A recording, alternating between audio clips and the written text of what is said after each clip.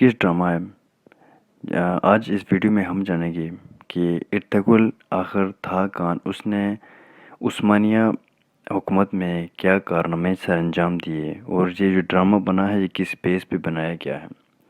تو آئیں دوستو چلتے ہیں اس کی ہسٹری کی طرف کہ آخرکار ارطغرل تھا کون، ارطغرل کے نام پہ ہی یہ ڈرامہ کیوں بنا، اس کے پیچھے کیا بایوگرافی ہے وہ جانتے ہیں اس ویڈیو میں۔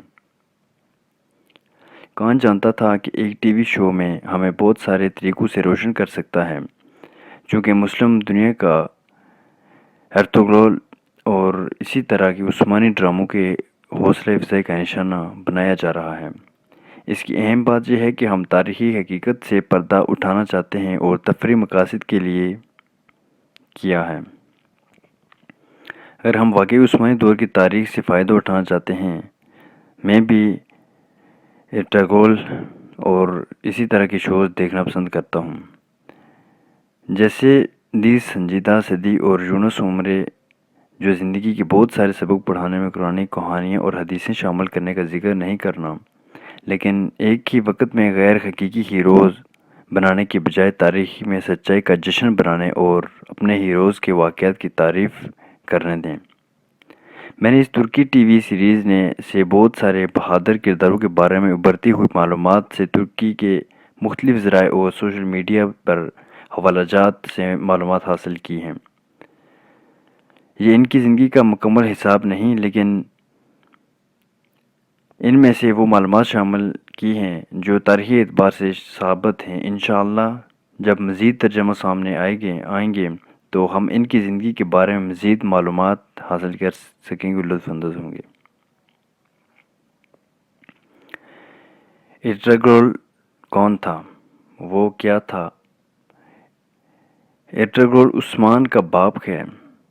کئی قبیلے کے چھوٹے حصے کے ساتھ صرف 400 خیموں کے ساتھ ارطغرل نے مغرب کی طرف چیلنجنگ راستہ اختیار کیا اور ایک عظیم ترین سلطنت کی بنیاد رکھی۔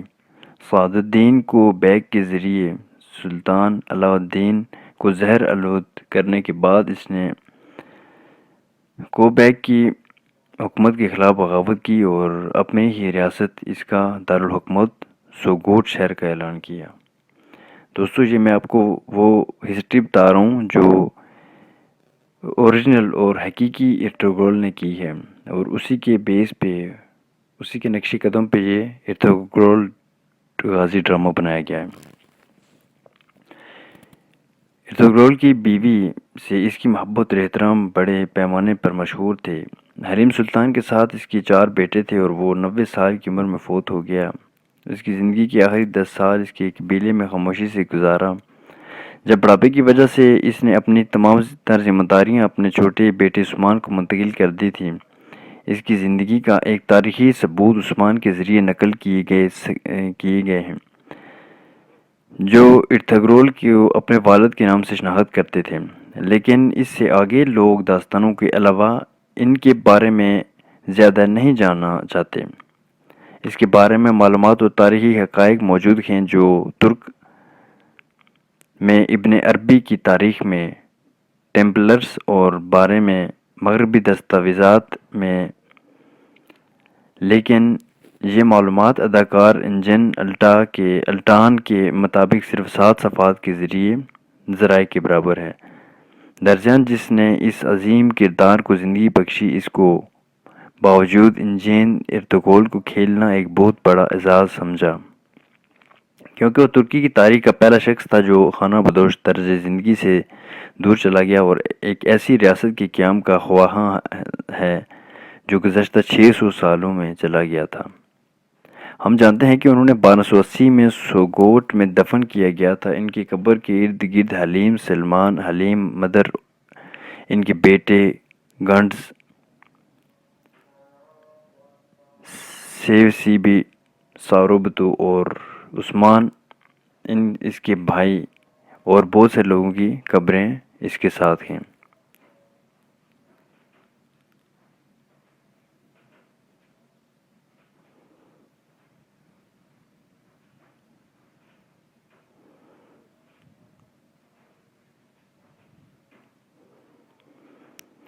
حلب کے امیر العزیز محمد بن ابن غازی 1236 سے 1213 صلیبو اور ٹیمپلر سے یروشلم کو آزاد کرنے والے عظیم صلاح الدین ایوبی کا بیٹا حلب کا ایوبی امیر اور 1238 تھا، جس کی والدہ زلفا خاتون تھیں جو صلاح الدین کے بھائی عادل کی بیٹی تھیں۔ العزیز کی عمر محض 3 سال تھی جب اس کے والد ازطاہر گھاڑی 1216 میں 45 سال کی عمر میں چل بسے۔ حلب کے حاکم کی حقیقت سے اسے فوری ہی اپنے والد کی حیثیت ملی۔ ایک ریجنسی کونسل تشکیل دی گئی جس نے شہاب الدین طرزل اور اسی طرح حکومت عثمانیہ کا اختتام ہوا۔ العزیز نے 17 سال کی عمر تک اقتدار پر حقیقی قبضہ نہیں کیا۔ اس موقع پر تغرل نے اپنا خزانچی کے طور پر برقرار رکھا۔ عام طور پر انہوں نے ایوبی خاندان کے مختلف ممبروں کے درمیان پیچیدہ تنازعات میں مبتلا ہونے سے گریز کیا۔ العزیز نے الکامل کی بیٹی فاطمہ خاتون سے شادی کی، جس نے بظاہر اپنے خلیے تعمیر کرنے کا شوق پیدا کیا اور حلب میں 2 مدرسوں کی تعمیر کا کام شروع کیا۔ ذرائع ترکش ذرائع کے مطابق سلیم انسائکلوپیڈیا آن لائن ترکی میں PDF/DV انسائکلوپیڈیا آف اسلام محفوظ شدہ دستاویزات 25/10/11/2014 مارچ 2015 کو حاصل ہوا۔ تو دوستو آج ہم نے کچھ جانی ارطغرل غازی ڈرامے کے متعلق، یہ کس بیس پہ بنایا گیا ہے۔ تو اس پورے ہسٹری کا خلاصہ یہی ہے کہ جب ترکی میں دور عثمانیہ تھا تو اس میں ایک بڑا جنگجو اور نیڈر قسم کا بندہ تھا جس کا نام تھا ارطغرل، اور جو اس ٹائم میں جو جنگیں ہوئی، جیسے مسلمانوں کو شکست دی یا جیسے مسلمانوں کو مسائل کا سامنا کرنا پڑا، اسی کی مد نظر رکھتے ہوئے یہ ارطغرل غازی ڈرامہ بنایا گیا ہے۔ تو ڈرامہ اچھا ہے، اور دوسرے انڈین ڈراموں سے یا اور بیہودہ ڈرامے دیکھنے سے بہتر ہے کہ یہ ایک اچھا ڈرامہ دیکھ لیا جائے۔ اچھا ہے، اس میں مسلمانوں کے اندر جوش بھرا جاتا ہے، اور یہ قدر بہتر ہے۔ اس میں سب سے بڑی بات یہ ہے کہ مسلمانوں کی آن و شان کو برقرار رکھا گیا ہے۔ تو یہ تھی آج کی ویڈیو، امید کرتا ہوں ویڈیو پسند آئی ہوگی۔ Gold mine social network کو لائک کیجیے، سبسکرائب کیجیے۔ ملتے ہیں نیکسٹ ویڈیو میں، تب تک کے لیے اپنا خیال رکھیے گا۔ اللہ حافظ۔